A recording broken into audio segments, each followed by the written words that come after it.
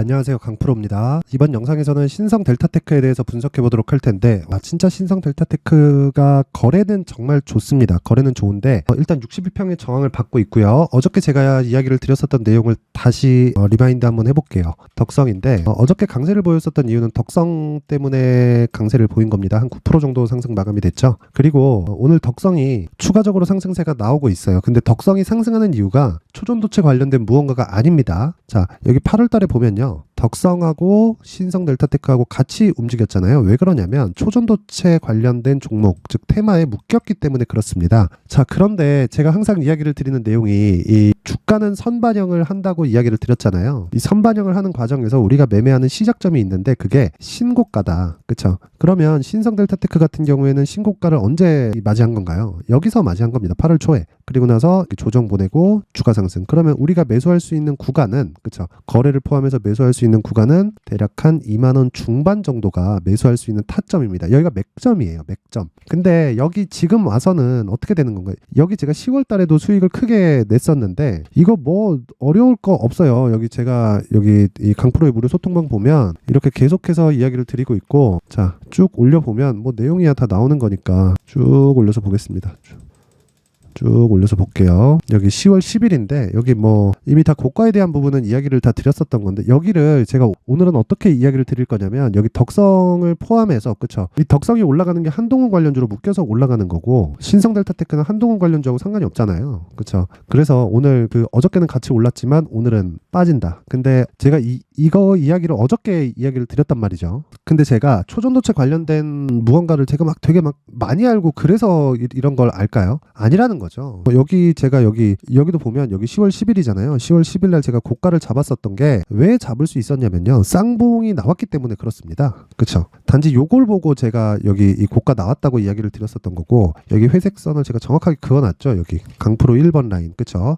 여기 강프로 1번 라인을 만들어 놨는데 이 라인에 그냥 정확히 딱 맞고 그냥 딱 떨어진 겁니다. 그리고 무엇보다 제가 항상 지금에 와서 강조를 드리는 건 이 정배열 구간을 만들어야 된다, 그 이야기를 드리고 있고, 그리고 무엇보다 제가 어저께는 그렇게 말씀을 드린 게 여기 상승이 나오잖아요. 그쵸? 덕성이 지금 한동훈 관련주로 묶여서 상승이 막 나오고, 뭐 오늘도 막 장 초반에 상한가 갈라 그러고 막 그러던데, 이런 상황이 나와서 신성 델타테크가 움직여버리면 여기 올라가야 되는 힘을 여기서 소진시켜 버린단 말이에요. 그러면 힘들어져요. 그래서 제가 어저께 그렇게 이야기를 드렸었던 거예요. 여기서 그냥 올라가면 저는 이 매매하기 어렵다, 저는 못하지만 일단 올라갔으면 좋겠다. 만약에 내가 지금 보유하고 있었다면 올라가면 저는 여기 구간까지 만약에 온다면 여기 구간에 무조건 매도할 거고, 그리고 6만원을 가기 전에 아마 다 이 매도를 칠 거다. 근데 제가 이쪽 구간에서도 한번 이 매매를 했었단 말이죠. 그쵸? 여기서도. 자, 그렇기 때문에 제가 이야기를 드리는 건 이 단순히 뭐 가격적으로 뭐 차트 패턴 보고 이러는 게 아니라는 거예요. 그리고 주식시장에서는요, 여기 이 관련된 무언가 이 모멘텀이 계속해서 존재를 해야 되는데 초전도체는 이미 그게 식은 지 오래다. 그래서 오늘은 제가 덕성이 만약에 여기서 빠지면 요 신성 델타테크가 어떻게 될까? 그쵸? 제가 그 전에도 이야기를 했단 말이에요. 이 덕성이 한동훈 관련주로 묶일 줄 모르고 요날이에요, 요날. 화요일과 월요일에 뭐라 그랬냐면 덕성도 그렇고 서남도 그렇고요. 제가 서남, 그쵸? 서남도 그렇고 뭐라고 얘기를 드렸냐면 신성 델타테크는 아직 그 초전도체 관련된 프리미엄이 안 빠졌고 덕성이나 서남 같은 경우에는 아예 그냥 다 내려온 그런 상황이잖아요. 그렇다 보니까 지금 무슨 상황이 벌어진 거냐면 여기 관련주들이 반등이 나오면서 신성을 좀 밀어줄 수 있다, 그렇게 이야기를 드렸었는데 어떻게 하다 보니까 이 덕성이 한동훈 관련주로 딱 부각이 되면서 어저께 상한가를 딱 갔고 신성이 9%까지 올라갔는데 그런 걸로 인해서 신성이 더 올라가잖아요. 그럼 저는 일단 매매하기는 좀 어렵다, 그렇게 이야기를 드렸었던 건데 오늘 안타깝게도 일단 하락이 나오고 있는 걸 보니까 좀 그렇습니다. 뭐 이걸 가지고 또 뭐 도움닫기다 뭐 이렇게 얘기하실 분들이 있을지 모르겠지만 어쨌든 제 시각은 변함이 없습니다. 아직까지 한번 남기는 했습니다. 그리고 그런 부분을 어저께 물론 덕성이 막 강세를 보이면서 이런 상황이 나온 거지만 어저께도 한번 보여줬다고 볼 수 있고요. 그리고 무엇보다 기술적인 내용으로 관점을 잡아야 되는 게 제가 요거 이야기를 다시 한번 드릴게요. 자, 실적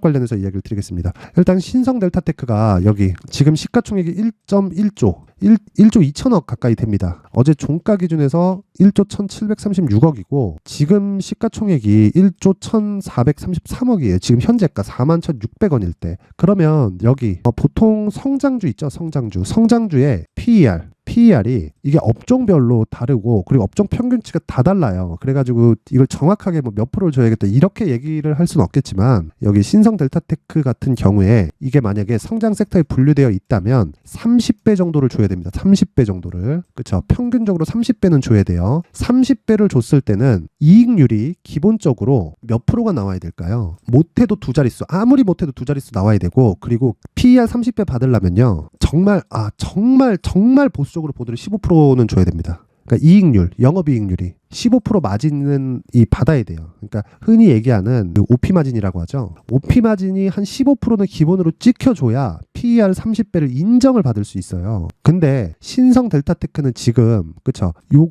마진에도 일단 못 미치고 그러면 이 지금 나오는 이 시가총액 있죠. 1조 1,000이 한 400억 정도 되는 요 시가총액 대비해서 15%를 안 된다는 그 마진율이 15% 이하로 떨어진다는 것 때문에라도 지금은 일단 비싸다. 하지만 한 방 남았다. 왜 한 방이 남았냐면 기술적으로 수급이 너무 좋아요. 수급이 너무 좋기 때문에 그 수급에 대한 부분을 고려하면 여기서 한 방에 이렇게 확 죽어버리거나 그러진 않는다. 그리고 덕성이 그쵸 이렇게 해서 역별 구간 상승을 했기 때문에 여기서 이렇게 횡보하는 과정을 좀 거쳐야 되거든요. 이런 과정에서 신성 델타테크가 들썩들썩 할 겁니다. 그렇죠. 애초에 전 덕성을 매매할 바에는 부방을 기다렸다 부방을 매매하는 좀 그렇거든요. 왜 그러냐면 전 항상 신고가를 하기 때문에 초전도체를 하더라도 신성 델타테크를 하고 그렇죠. 한동훈 이 관련주 매매를 하더라도 부방을 하고 왜? 이게 제일 강하잖아요. 그냥 차트에서 제일 가격 조정이 적잖아요. 그렇죠. 단지 그냥 어저께는 한동훈 관련주로 덕성이 들어가면서 초전도체 관련주가 전반적으로 올라가는 그렇죠. 그런 이벤트 드리븐 성격의 상황이 한번 나온 거고 어쨌든 그렇습니다. 지금 당장에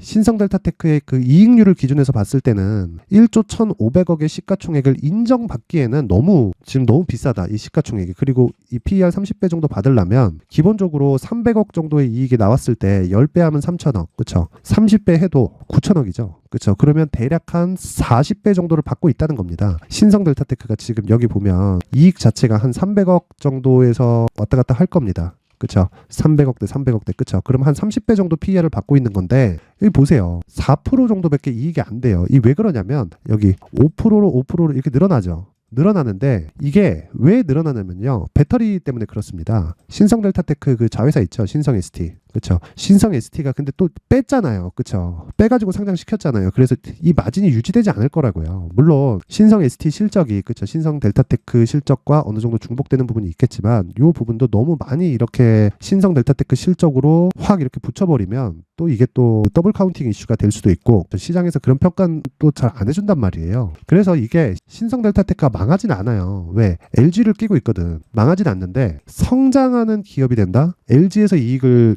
내려주는데 거기까지는 어렵다는 거죠. 그래서 한 번 남아있는 이 기회를 무조건 살리자. 무조건 살려야만이 고가에 물려있는 분들도 나올 수가 있습니다. APL 논문 잘 모르겠습니다. 저는 진짜 초전도체가 되는지도 모르겠고 그냥 막말로 내 6만 원에 물렸으면 얼마나 짜증나겠어요. 그쵸? 어차피 매수해야 되는 가격은 여기가 단데 여기가 끝이에요. 더 이상 매수해야 되는 가격이 없었다는 겁니다. 물론 여기는 기술적으로 그쵸? 조정 구간이 왔으니까 기술적 반등에 대한 부분을 제가 공략해 드렸었던 거고 여기서는 그 내용이 여기 다 나와요. 여기 강프로의 무료 소통방에 보면 여기 다 나옵니다. 여기 보세요. 내려갈 때도 매수하면 안 된다. 그쵸? 요것도 11월 2일이에요. 11월 2일. 근데 쭉 내려보면 계속해서 이야기를 합니다. 여기 매수 31,000원 그리고 반등 딱 확인하고 나서 그쵸? 절대 매수 금지 그리고 11월 14일 그쵸? 시초가 매매 나가면서 이렇게 자 요날 매수했어요. 11월 15일 날 요날 그쵸? 요날 매수를 했는데 요날 매수해서 나왔었던 가격이 36,000원대 그쵸? 36,150원인데 36,300원까지 들어가겠다. 바로 그냥 딱 급등해서 25% 딱 먹고 나오고 지금도 한 방 남아있다고 제가 이야기를 드린 것도 그쵸? 수급이 계속 되니까 그랬었던 거고 이 밸류에이션 자체는 비싸다. 그쵸? 그 부분. 그래서 신성 델타테크를 포함해서 한동훈 관련주나 이런 쪽으로 아마 시세가 연결이 되진 않을 겁니다. 신성 델타테크가. 근데 이쪽으로 인해서 이 덕성이 붙으면서 어느 정도까지는 시세가 나올 수 있고 제가 계속해서 한 방에 남아있다고 이야기를 드렸으니까 그 가격대를 저도 계속해서 추적을 할 건데 그 부분에 대해서 궁금하다 하시는 분들은요. 여기 강프로의 무료 소통방에 입장을 하시면 되고 소통방 입장 방법은 영상 상단에 있는 전화번호로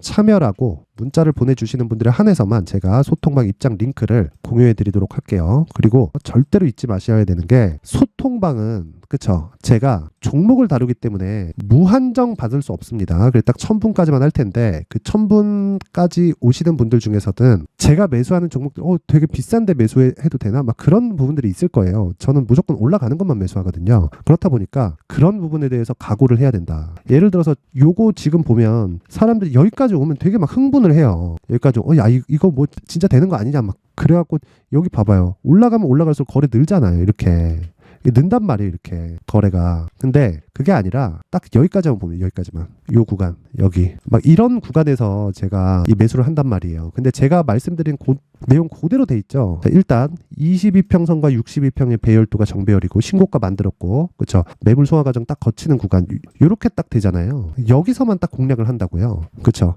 여기서 제가 매수할 수도 있고 요 3일이 끝입니다. 매수할 수 있는 날은. 그러니까 한 2만 한 4에서 6천 원 사이가 끝이에요. 그러니까 매수 가격을 자 지금 하면 안 됩니다. 이게 아니라 러프하게 잡을 수 있어야 된다는 거고 그런 부분에 대해서 이해가 된다면 다시 말씀드리지만 여기 소통방에 오시면 딱 맞을 겁니다. 딱 제가 딱 신고가 종목만 가지고 매매를 하니까. 자, 그래서 내가 신고가 매매를 하고 싶다 하시는 분들은 상단에 전화번호 확인해 가지고 참여라고 문자 보내주시면 되고 그리고 제가 계속해서 말씀드리고 있죠. 가격이 중요하다고. 그 가격에 대한 전략 그렇죠. 그리고 단기 보유 전략이라고 제가 말씀드렸는데 2주 안에 내가 나올 수 있는 가격대 즉 밸류에이션을 포함한 그쵸. 지금 PER 30배 이상 받고 있는데 신성 델타테크가 왜 비싸다고 제가 이야기를 하는지를 제가 여기 단기 보유 전략에 모두 다 기재를 해놨으니까 요 내용까지 제가 영상에서 이야기를 드리면 너무 긴 이야기가 될 수 있어요. 그래서 요 신성 델타테크 이 가격하고 단기 보유 전략은 여기 19페이지에 걸쳐서 제가 준비를 해놨는데 제가 무료로 공개를 할 겁니다. 근데 최소한의 성의를 보여주세요. 최소한의 성의는 영상 상단에 있는 전화번호로 숫자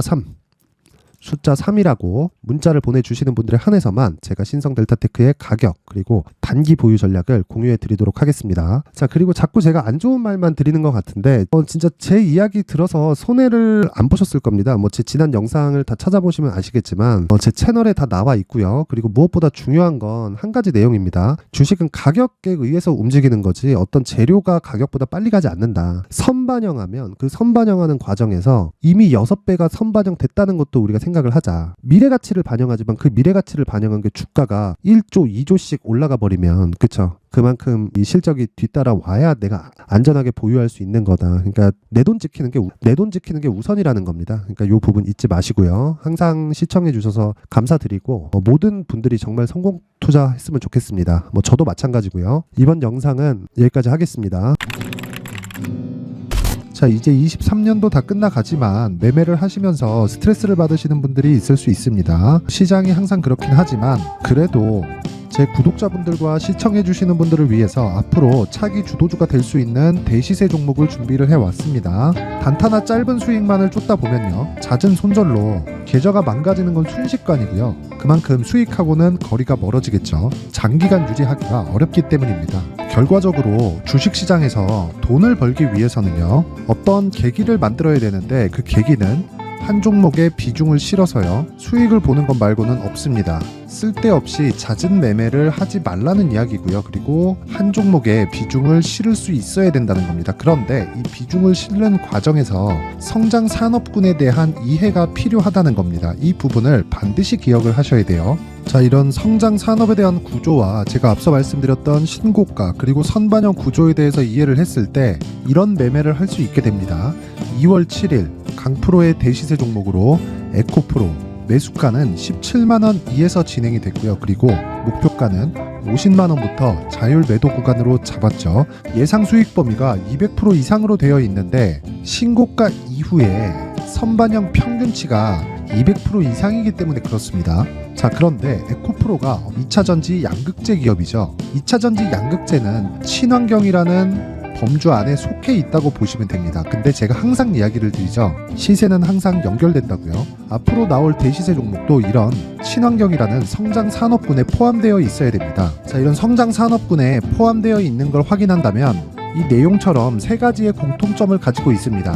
1년에 많은 종목이 발생하지 않고요. 그리고 세력들의 장기간 매집 구간이 확인돼야 되고, 그리고 상승하기 시작하면 평균적으로 3개월 정도의 상승 구간을 보이기는 하지만 제가 2개월이라고 작성을 해온 건 한 가지 내용 때문입니다. 한 달은 확인하는 과정이 필요하기 때문입니다. 이게 무슨 얘기냐면 성장 산업에 대한 부분, 그리고 이런 공통점, 여기다가 기술적인 내용을 다 포함을 시키더라도 절대적으로 가격이 우선적으로 반영이 되는 것이기 때문입니다. 에코프로도 마찬가지예요. 장기간 하락하면서 최악의 국면을 거쳐왔고요. 이 구간에서 먼저 하락을 했다는 건 앞서 말씀드렸던 내용처럼 고가에 대한 부분이 아니라 저가, 즉 나쁜 부분을 반영한 이후에 신고가를 발생을 시켰다는 건 앞으로 좋을 부분을 반영이 되고 있다는 거죠. 그런데 본격적인 시세는 신고가 이후라고 말씀을 드렸고, 지금은 매물 소화 과정을 보내고 있습니다. 앞서 말씀드린 대로 가격 먼저 분석을 끝냈죠. 그리고 나서는 정부 정책의 방향과 맞는지를 체크를 해야 되는 겁니다.